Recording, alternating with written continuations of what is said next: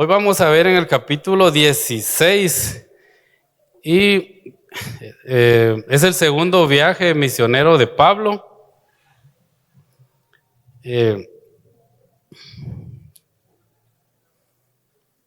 Y vamos a leer del 1 al 5, 16 del 1 al 5. Si tienen su Biblia ahí también pueden ver, o las pantallas si los muchachos nos ayudan. Ahí está. Leemos en el nombre del Señor, dice: después llegó a Derbe y a Listra, y aquí había ahí cierto discípulo llamado Timoteo, hijo de una mujer judía creyente, pero de padre griego. Y daban buen testimonio de él los hermanos que estaban en Listra y en Iconio. Quiso Pablo que éste fuese con él, y tomándole le circuncidó por causa de los judíos que había en aquellos lugares, porque todos sabían que su padre era griego.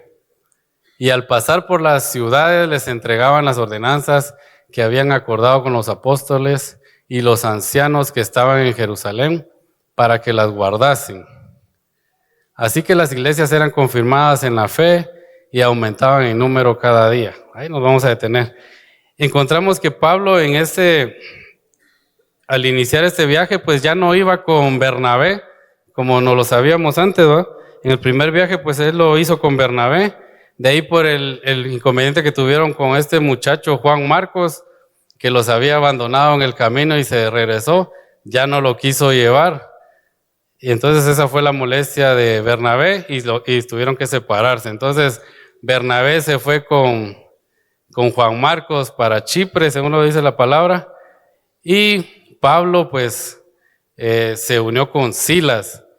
Y créanme que esto a mí me impresionó, porque yo digo, ¿qué tal si a uno de nosotros, yo por lo menos aquí miro a Jonathan Retana, que Pablo en ese momento le dijera: Jonathan, fíjate que tengo este viaje, el viaje pasado solamente me dejaron tirado así como muerto, pero no me mataron, ¿eh? Todavía estoy aquí, mira, entonces vas fijo, ahí no te va a pasar nada. ¿Te vas conmigo?, te dijera Pablo. Es de pensarlo, ¿eh? No llevaban seguro médico, no llevaban guardaespaldas, no llevaban ejército, no. Iban solos y podían pasar muchas cosas negativas, pero iban a cumplir el propósito de Dios, ¿verdad? Entonces encontramos de que Silas era un hombre muy valiente. No sé si ustedes se habían dado cuenta, pero muy valiente de decir: me voy a ese viaje con Pablo. Y Timoteo pues era un patojo como los jóvenes de aquí, que no le tienen miedo a nada y que les dicen: vamos, viaje, ahí vamos, ¿va? Ni sabía tal vez a qué iba, pero ahí se fue, ¿va? Pero era un viaje muy peligroso, era un viaje, si miramos el primer viaje que él tuvo, no fue fácil. Los tenían que sacar muchas veces en escondidas y para que pudieran sobrevivir, porque siempre habían adversidades en el camino.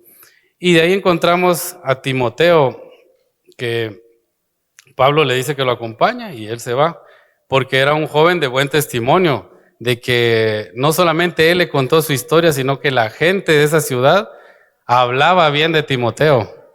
La gente de esa ciudad decía: es un buen muchacho, se baña todos los días. No se trataba de eso. Era un muchacho que daba buen testimonio, que guardaba las escrituras. Me imagino que si miraba a alguna ancianita por ahí cruzar la calle, corría a ayudar. Era alguien que daba buen testimonio. Entonces decidió Pablo llevárselo, ¿va? No sabía dónde iba, como le digo, Timoteo se fue sin saber dónde iba, pero se fue. Y de ahí encontramos lo que le pasó a Timoteo, ¿va? Pablo lo tuvo que circuncidar. ¿Y qué había pasado en el concilio que habían hecho? Habían llegado a la conclusión de que no era necesario circuncidarse, ¿va? Y viene Pablo y circuncida, como no era él, digo yo, ¿va? Como no era él, entonces con Timoteo se desquitó, pero lo circuncidó por causa de los judíos, por causa de... Vamos a leer 1 Corintios 9:19 para poder respaldar lo que les estoy diciendo. creo que me lo pongan ahí, así no busco. Dice, por lo cual siendo libre de todos, me he hecho siervo de todos para ganar a mayor número. Eso lo dice Pablo. Me he hecho a los judíos como judío para ganar a los judíos, a los que están sujetos a la ley, aunque yo no esté sujeto a la ley, como sujeto a la ley para ganar a los que están sujetos a la ley. Algo enredado, ¿eh? Al otro, por favor. A los que están sin ley, como si yo estuviera sin ley, no estando yo sin ley de Dios, sino que bajo la ley de Cristo, para ganar a los que están sin ley. Me he hecho débil a los débiles, para ganar a los débiles. A todos me he hecho de todo, para que de todos modos salve a algunos. Hasta algo enredado, ahí lo estudiamos en la casa para lograr entender ese trabalengua, ¿verdad? Pero Pablo se hacía a todos por tal de que escucharan la palabra de Dios. A mí me pasaba en una ocasión yo crecí en la Blandón de Cerezo, ahorita temblaron algunos, tenía como que fama de zona roja o algo así, ¿va? No hay ninguno de la Blandón aquí. Ahí crecí yo con ellos. A mí me conocen ahí todos. Entonces me tocó que vivir el tiempo de hacer células, de andar evangelizando ahí en ese lugar. Y había un tiempo donde, bueno, todavía, pero habían ciertas pandillas y así. Y a veces uno tenía que llegarles a hablar porque era lo que Dios ponía en nuestro corazón. Y yo hasta aprendí a hablar algo así como ellos. Simón, mano, es que no sé qué. Y así les decía yo. Y a veces yo llegaba con mi gorra, tal vez me la ponía para atrás para hablar con ellos. Y me escuchaban. Y algunos de ellos, me acuerdo que con un grupo de muchachos los poníamos en oración, ayunábamos ahí en la iglesia y teníamos ahí sus nombres, ¿verdad? Y llegaban muchas veces a la iglesia o se iban a los retiros y después, como les contaba a unos amigos, a veces me tocaba que ir a lugares así como que muy oscuros. De la Blandón había un club de oficiales, el Morlón, y toda esa calle pues era bien oscura y algunos muchachos vivían en los chalets y había que ir a dejarlos, ¿verdad? Y yo te voy a dejar y me iba yo con mi Biblia, con mi espada, decía, por lo menos algo me ayuda, ¿verdad? Y escuchaba a veces ahí entre el oscuro de que habían personas ahí, no sé si esperando a alguien para asaltarlo o para orar por él. Pero cuando yo escuchaba, no, aquel no, decía, aquel no, yo lo conozco, ¿ah? Y yo decía, alguno de aquellos que le he hablado debe estar ahí escondido esperando a alguien, ¿va? Pero me cuidaban los muchachos, a veces allá me defendían de asaltarme o algo así, por eso digo que me conocen ahí. Pero encontramos de que Pablo se hacía a todos. Y a Timoteo le dio esa enseñanza también, digo, injustamente, no sé, pero lo circuncidó, ¿eh? Y pobre Timoteo. De ahí encontramos en Hechos 16:6, encontramos que Pablo tiene una visión. Antes de leerlo, Pablo allá había marcado como que su viaje, ¿va? Ya había hecho su itinerario. No sé si así se dice, pero ya había hecho su viaje, había dicho, vamos a ir a tal lugar y pasamos al otro. Pero el Espíritu Santo no se lo permitió. El Espíritu Santo no permitió que hiciera el mismo recorrido que él había planeado. Porque Pablo ya se estaba acomodando de que, y ahí lo vamos a encontrar más adelante, de que lo primero que hacía Pablo donde llegaba a cierto lugar, encontramos de que aparece en la sinagoga, ¿va? Está en la sinagoga y está discutiendo con los judíos y ahí ese era el lugar preferido de Pablo. Vamos a leer Hechos 16:6. Y atravesando Frigia y la provincia de Galacia, les fue prohibido por el Espíritu Santo hablar la palabra en Asia. Y cuando llegaron a Misia, intentaron ir a Bitinia, pero el Espíritu no se lo permitió. Y pasando junto a Misia, descendieron a Troas, que es como un puerto, ¿verdad? Y se le mostró a Pablo una visión de noche, un varón macedonio estaba en pie y rogándole y diciendo: pasa a Macedonia y ayúdanos. Entonces encontramos de que Pablo ya no se le permitió ir a donde él había pensado. Dios interfirió, como muchas veces creo que ha intervenido en muchas cosas que nosotros hacemos. Dios tiene derecho a intervenir en nuestros planes. Él es dueño de nuestro tiempo, de nuestros planes, de nuestro destino y de nuestro camino, y Él sabe lo mejor para todos nosotros. Y todo es para que su propósito se cumpla. Sobre todas las cosas de nuestra vida está el propósito de Dios y lo que Él quiere y muchas veces tal vez no para nosotros, sino para otras personas. Y encontramos de que Pablo, después de Troas, pues va a aparecer a Filipos. Y eso se parece mucho a un libro que hemos leído, o la carta a los filipenses, ¿verdad? Pero en Filipos se encuentra Pablo en un lugar en el que tal vez no había estado antes. Ya no encontró una sinagoga donde fue a predicar.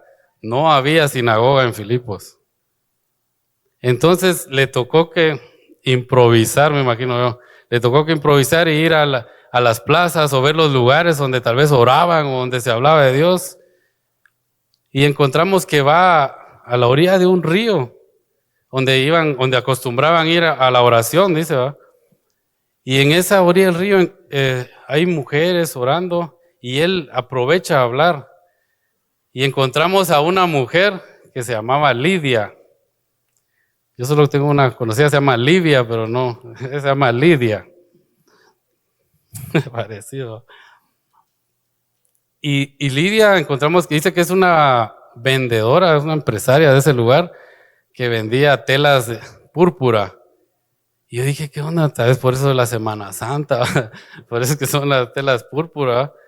Pero en los tiempos antiguos, pues esas telas eran de las más caras, ¿verdad? Solo los reyes, los sacerdotes usaban, porque era muy costoso el tinte, ¿va?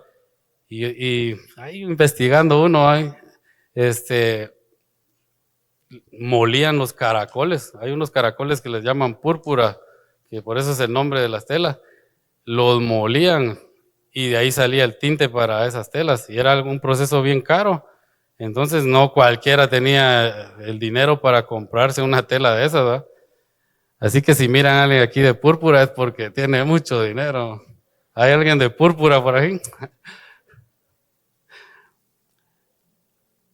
Y llegó el momento que me contaba mi hija que casi extinguían a los caracoles, dice, y entonces ya lo estaban prohibiendo. Eso sí ya no lo leí yo, pero ella me contó.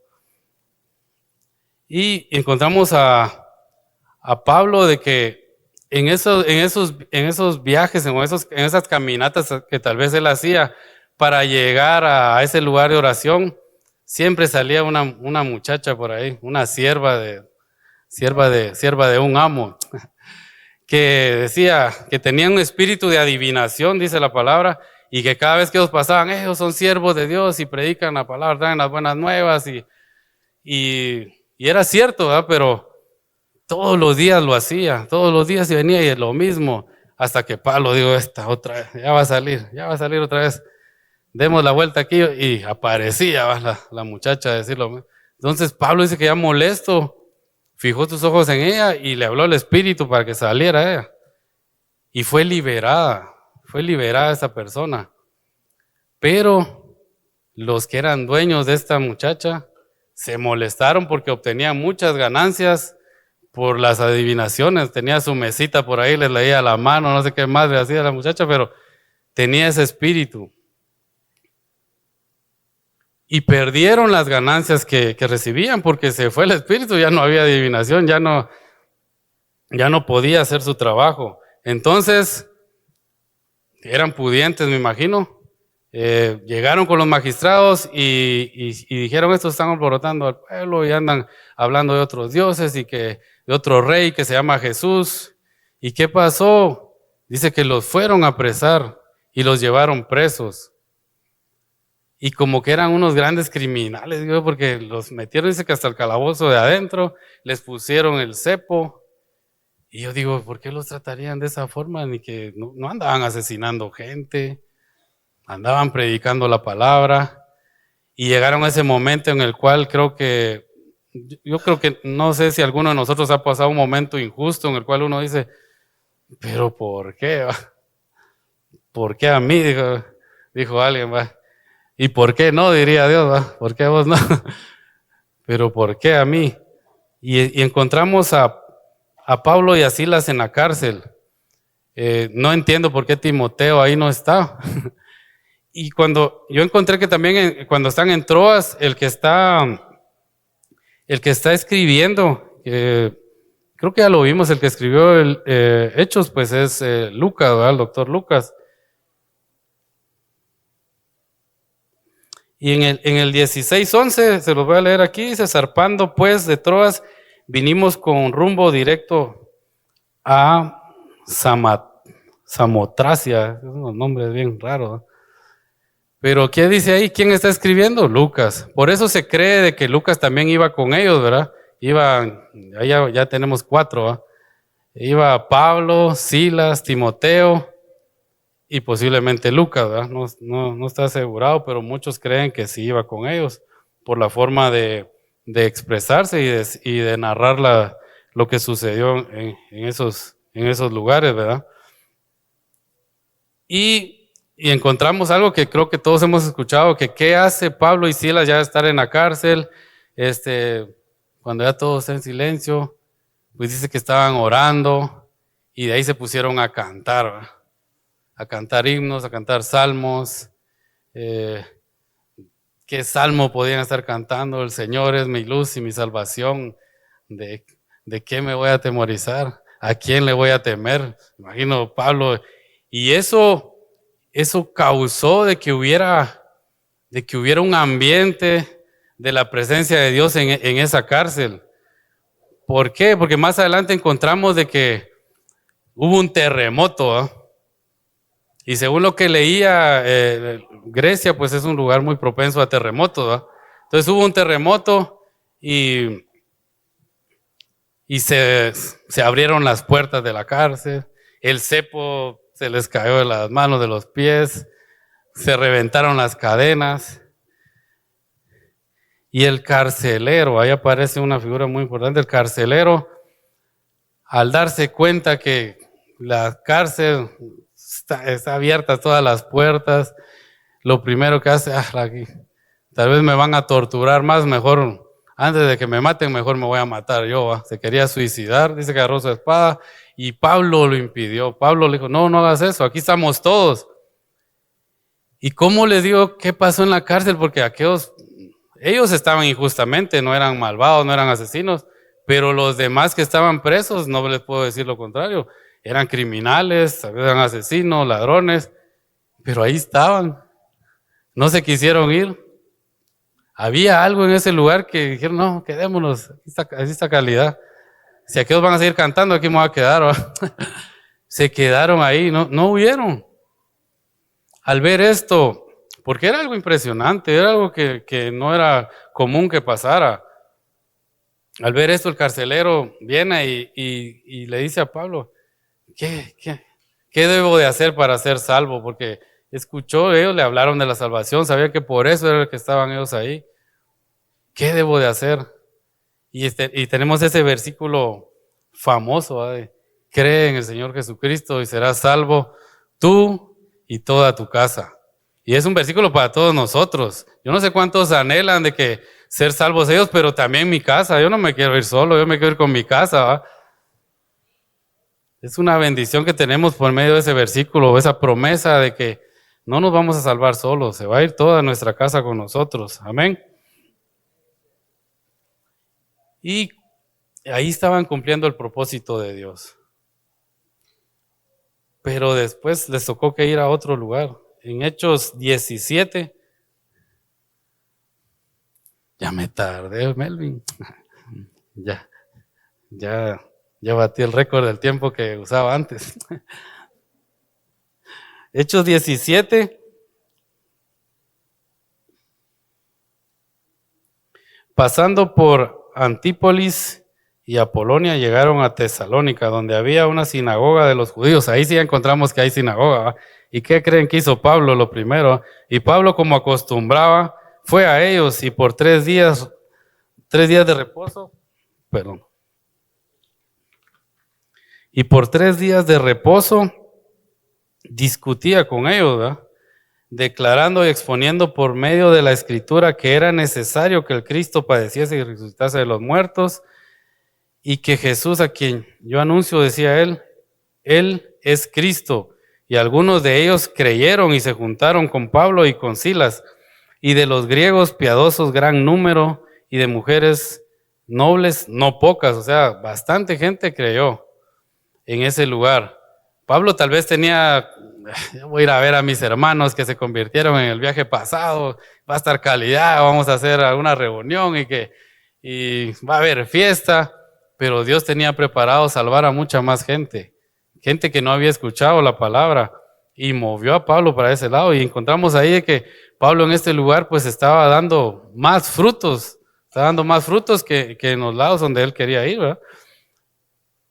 Pero encontramos que en Tesalónica también, como decía, habían judíos, y estos judíos eran malvados, eran celosos de la ley, aquellos a muerte, ¿va?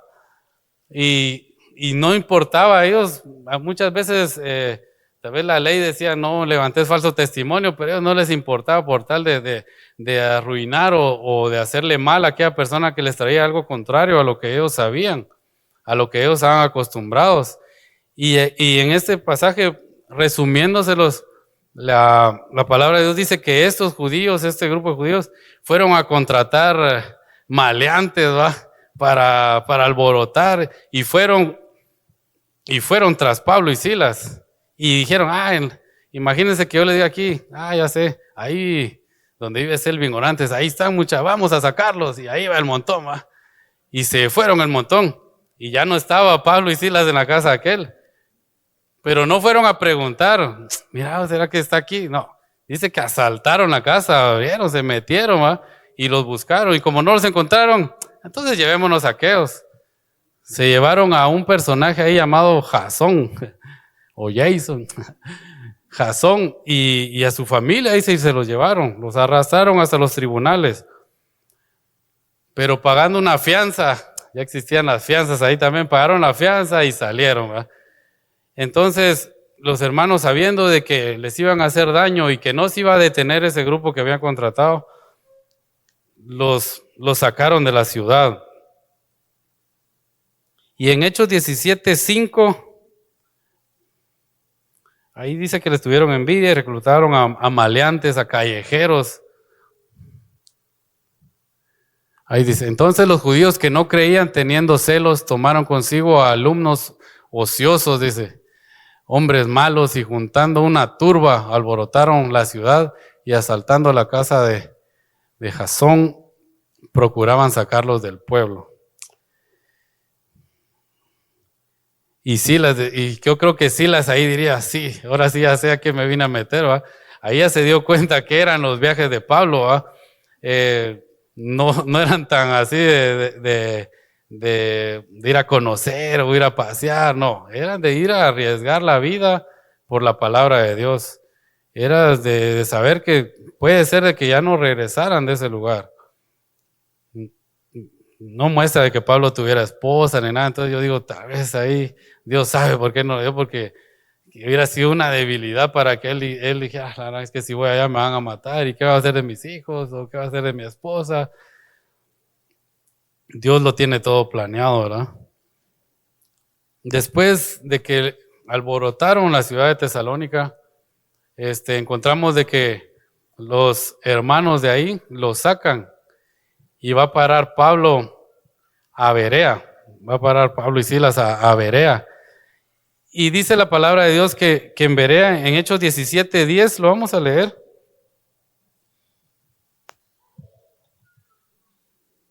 Salud.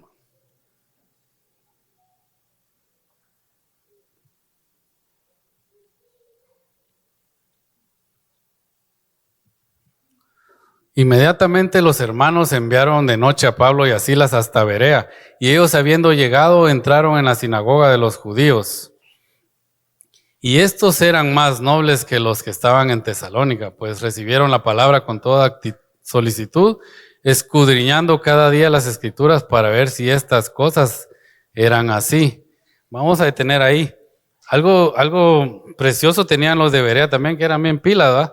No era así como que, no sé si les ha pasado, pero hay quienes a veces nos dicen algo de la palabra de Dios y hay quienes todos, amén, amén, amén, y a veces tal vez ni hay que decir amén, pero voy a decir amén, de todos modos todos dijeron amén, ¿va?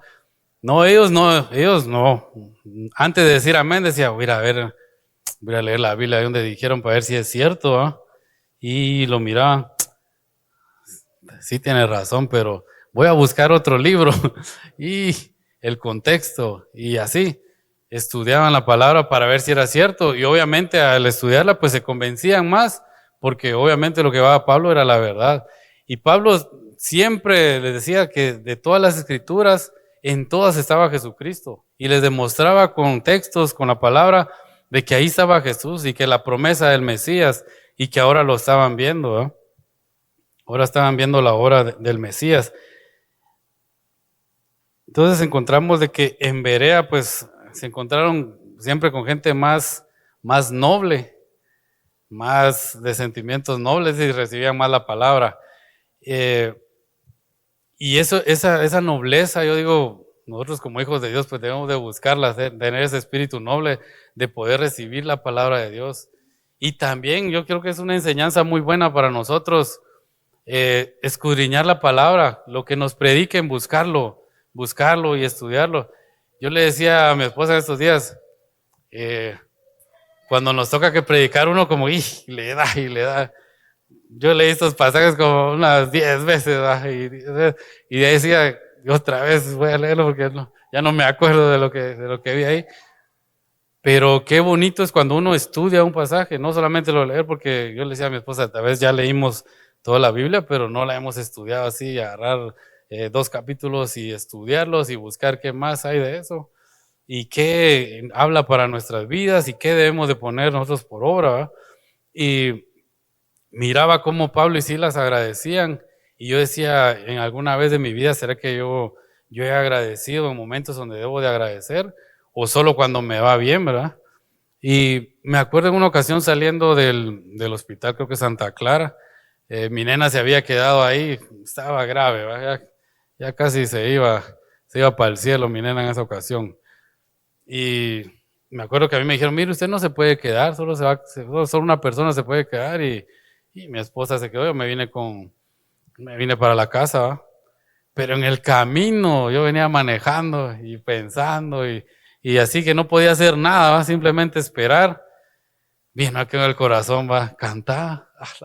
¿Cómo va a cantar? ¿Va? ¿Cómo me pedís que cante, Señor? Y así, cantaba. Y me acuerdo que, gracias hermano.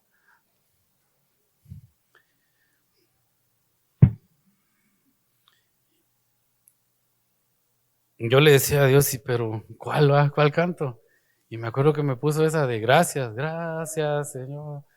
Y ni sabía yo por qué agradecía, porque yo decía, voy a decir gracias, pero no sé ni qué va a pasar, ¿verdad? Simplemente esperar, pero gracias, ¿verdad?